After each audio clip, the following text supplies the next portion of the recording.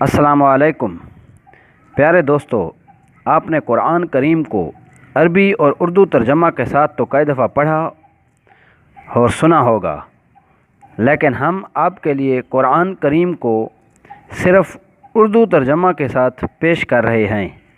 آپ اس کو اچھی طرح سمجھیں اور پھر اس پر عمل کریں۔ اللہ پاک آپ کو اور ہمیں اس میں کامیابی عطا فرمائے، آمین۔ بسم اللہ الرحمن الرحیم۔ شروع کرتا ہوں اللہ تعالیٰ کے نام سے جو بڑا مہربان نہایت رحم والا ہے۔ سورۃ البقرہ، دوسرا رکوع۔ اللہ کی راہ میں جہاد کرو اور جان لو کہ اللہ تعالیٰ سنتا جانتا ہے۔ ایسا بھی کوئی ہے جو اللہ تعالیٰ کو اچھا قرض دے، پس اللہ تعالیٰ اسے بہت بڑھا چڑھا کر عطا فرمائے۔ اللہ تعالیٰ ہی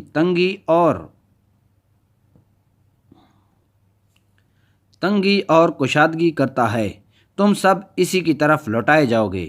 کیا آپ نے حضرت موسیٰ کے بعد والی بنی اسرائیل کی جماعت کو نہیں دیکھا، جب کہ انہوں نے اپنے پیغمبر سے کہا کہ کسی کو ہمارا بادشاہ بنا دیجیے تاکہ ہم اللہ کی راہ میں جہاد کریں۔ پیغمبر نے کہا کہ ممکن ہے جہاد فرض ہو جانے کے بعد تم جہاد نہ کرو۔ انہوں نے کہا بھلا ہم اللہ کی راہ میں جہاد کیوں نہ کریں گے؟ ہم تو اپنے گھروں سے اجاڑے گئے اور بچوں سے دور کر دیے گئے۔ پھر جب ان پر جہاد فرض ہوا تو سوائے تھوڑے سے لوگوں کے سب پھر گئے، اور اللہ تعالیٰ ظالموں کو خوب جانتا ہے۔ انہیں ان کے نبی نے فرمایا کہ اللہ تعالیٰ نے طالوت کو تمہارا بادشاہ بنا دیا ہے، تو کہنے لگے بھلا اس کی ہم پر حکومت کیسے ہو سکتی ہے؟ اس سے تو بہت زیادہ حقدار بادشاہت کے ہم ہیں، اس کو تو مالی کشادگی بھی نہیں دی گئی۔ نبی نے فرمایا سنو، اللہ تعالیٰ نے اسی کو تم پر برگزیدہ کیا ہے اور اسے علمی اور جسمانی برتری بھی عطا فرمائی ہے۔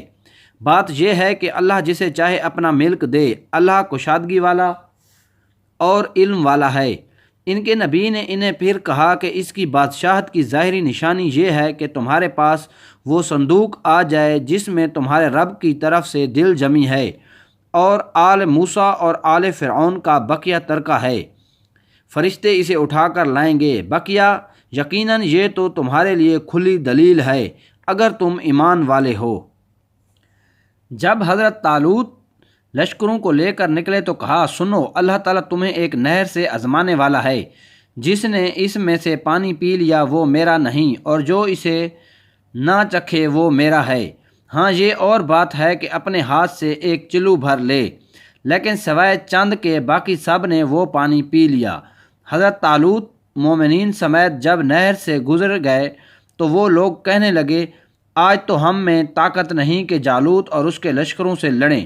لیکن اللہ تعالیٰ کی ملاقات پر یقین رکھنے والوں نے کہا بسا اوقات چھوٹی اور تھوڑی سی جماعتیں بڑی اور بہت سی جماعتوں پر اللہ کے حکم سے غلبہ پا لیتی ہیں۔ اللہ تعالیٰ صبر والوں کے ساتھ ہے۔ جب ان کا جالوت اور اس کے لشکر سے مقابلہ ہوا تو انہوں نے دعا مانگی، اے پروردگار ہمیں صبر دے، ثابت قدمی دے اور قوم کفار پر ہماری مدد فرما۔ چنانچہ اللہ تعالیٰ کے حکم سے انہوں نے جالوتیوں کو شکست دے دی، اور حضرت داؤد علیہ السلام کے ہاتھوں جالوت قتل ہوا۔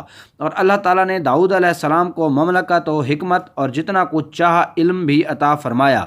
اگر اللہ تعالیٰ بعض لوگوں کو بعض سے دفع نہ کرتا تو زمین میں فساد پھیل جاتا، لیکن اللہ تعالیٰ دنیا والوں پر بڑا فضل و کرم کرنے والا ہے۔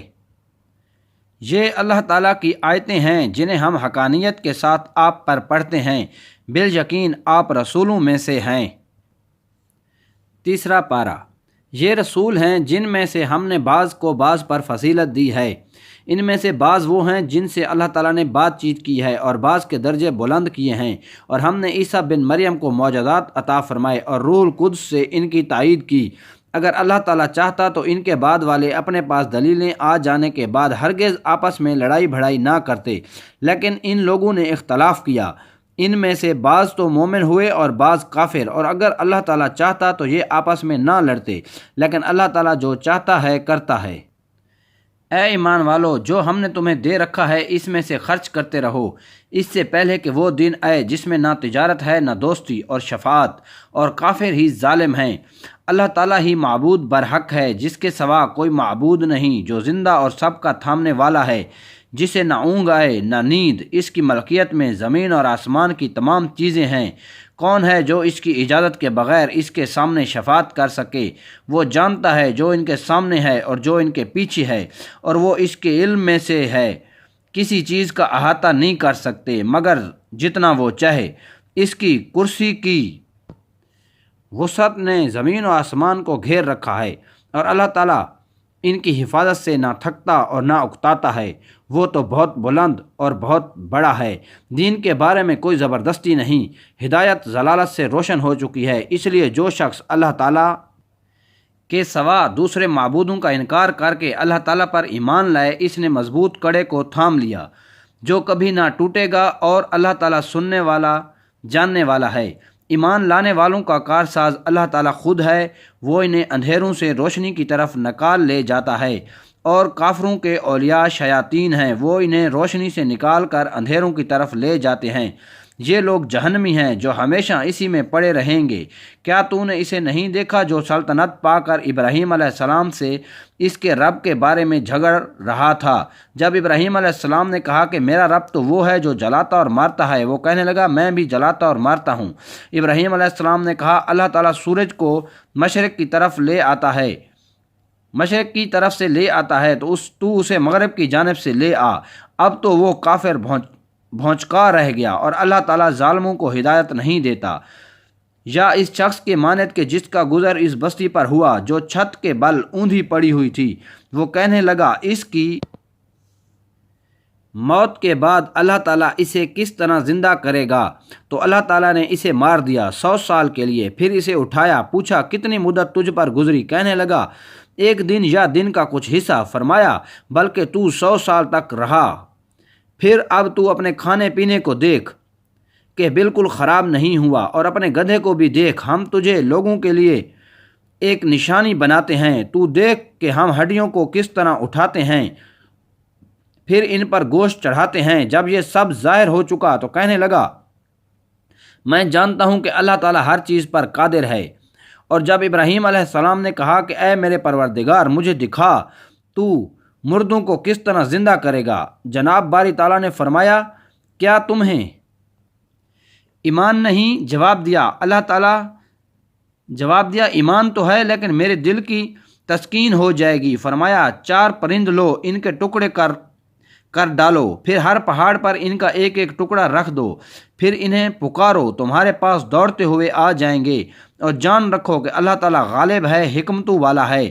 جو لوگ اپنا مال اللہ تعالیٰ کی راہ میں خرچ کرتے ہیں، اس کی مثال اس دانے جیسی ہے جس میں سے 7 بالیاں ہوں، جس میں 7 بالیاں نکلیں اور ہر بالی میں 100 دانے ہوں، اور اللہ تعالیٰ جسے چاہے بڑھا چڑھا کر دے، اور اللہ تعالیٰ کشادگی والا اور علم والا ہے۔ جو لوگ اپنا مال اللہ تعالیٰ کی راہ میں خرچ کرتے ہیں پھر اس کے بعد نہ تو احسان جتاتے ہیں نہ عزا دیتے ہیں، ان کا اجر ان کے رب کے پاس ہے، ان پر نہ تو کچھ خوف ہے اور نہ وہ اداس ہوں گے۔ نرم بات کہنا اور معاف کر دینا اس صدقہ سے بہتر ہے جس کے بعد عزا رسانی ہو، اور اللہ تعالیٰ بے نیاز اور بردبار ہے۔ اے ایمان والو اپنی خیرات کو احسان جتا کر اور عزا پہنچا کر برباد نہ کرو، جس طرح وہ شخص جو اپنا مال لوگوں کے دکھاوے کے لیے خرچ کرے اور نہ اللہ تعالیٰ پر ایمان رکھے نہ قیامت پر۔ اس کی مثال اس صاف پتھر کی طرح ہے جس پر تھوڑی سی مٹی ہو، پھر اس پر زوردار میंہ برسے اور وہ اسے بالکل صاف اور سخت چھوڑ دے۔ ان ریاکاروں کو اپنی کمائی میں سے کوئی چیز ہاتھ نہیں لگتی، اور اللہ تعالیٰ کافروں کی قوم کو سیدھی راہ نہیں دکھاتا۔ ان لوگوں کی مثال جو اپنے مال اللہ تعالیٰ کی رضامندی کی طلب میں دل کی خوشی اور یقین کے ساتھ خرچ کرتے ہیں، اس باغ جیسی ہے جو اونچی زمین پر ہو اور زوردار بارش اس پر برسے اور وہ اپنا پھل دگنا لاوے، اور اگر اس پر بارش نہ بھی برسے تو پھوار ہی کافی ہے، اور اللہ تمہارے کام دیکھ رہا ہے۔ کیا تم میں سے کوئی بھی یہ چاہتا ہے کہ اس کا کھجوروں اور انگوروں کا باغ ہو جس میں نہریں بہہ رہی ہوں اور ہر قسم کے پھل موجود ہوں، اس شخص کا بڑھاپا آ گیا ہو، اس کے ننھے ننھے سے بچے بھی ہوں، اور اچانک باغ کو بگولا لگ جائے جس میں آگ بھی ہو پس وہ باغ جل جائے۔ اسی طرح اللہ تعالیٰ تمہارے لیے آیتیں بیان کرتا ہے تاکہ تم غور فکر کرو۔ اے ایمان والو، اپنی پاکیزہ کمائی میں سے اور زمین میں سے تمہارے لیے ہماری نکالی ہوئی چیزوں میں سے خرچ کرو، ان میں سے بری چیزوں کے خرچ کرنے کا قصد نہ کرنا جسے تم خود لینے والے نہیں ہو۔ ہاں، اگر آنکھیں بند کر لو تو اور جان لو کہ اللہ تعالیٰ بے پرواہ اور خوبیوں والا ہے۔ شیطان تمہیں فقیری سے دھمکاتا ہے اور بے حیائی کا حکم دیتا ہے، اور اللہ تعالیٰ تم سے اپنی بخشش اور فضل کا وعدہ کرتا ہے۔ اللہ تعالیٰ وسعت والا اور علم والا ہے، وہ جسے چاہے حکمت اور دانائی دیتا ہے، اور جو شخص حکمت اور سمجھ دیا جائے وہ بہت ساری بھلائی دیا گیا، اور نصیحت صرف عقل مند ہی حاصل کرتے ہیں۔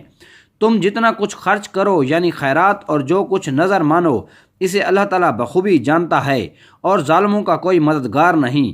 اگر تم صدقے خیرات کو ظاہر کرو تو وہ بھی اچھا ہے، اور اگر تم اسے پوشیدہ مسکینوں کو دے دو تو یہ تمہارے حق میں بہتر ہے۔ اللہ تعالیٰ تمہارے گناہوں کو مٹا دے گا، اور اللہ تعالیٰ تمہارے تمام اعمال کی خبر رکھنے والا ہے۔ انہیں ہدایت پر لا کھڑا کرنا تیرے ذمہ نہیں، بلکہ ہدایت اللہ تعالیٰ دیتا ہے جسے چاہتا ہے، اور تم جو بھلی چیز اللہ کی راہ میں دو گے اس کا فائدہ خود پاؤ گے۔ تمہیں صرف اللہ تعالیٰ کی رضامندی کی طلب کے لیے ہی خرچ کرنا چاہیے۔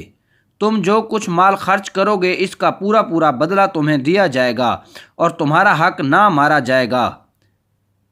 صدقات کے مستحق صرف وہ غرباء ہیں جو اللہ کی راہ میں روک دیے گئے، اور جو ملک میں چل پھر نہیں سکتے۔ نادان لوگ ان کی بے سوالی کی وجہ سے انہیں مالدار خیال کرتے ہیں۔ آپ ان کے چہرے دیکھ کر قیافہ سے انہیں پہچان لیں گے، وہ لوگوں سے چمٹ کر سوال نہیں کرتے۔ تم جو کچھ مال خرچ کرو تو اللہ تعالیٰ اس کا جاننے والا ہے۔ جو لوگ اپنے مالوں کو رات دن چھپے کھلے خرچ کرتے ہیں ان کے لیے ان کے رب تعالیٰ کے پاس اجر ہے، اور نہ انہیں خوف اور نہ غمگینی۔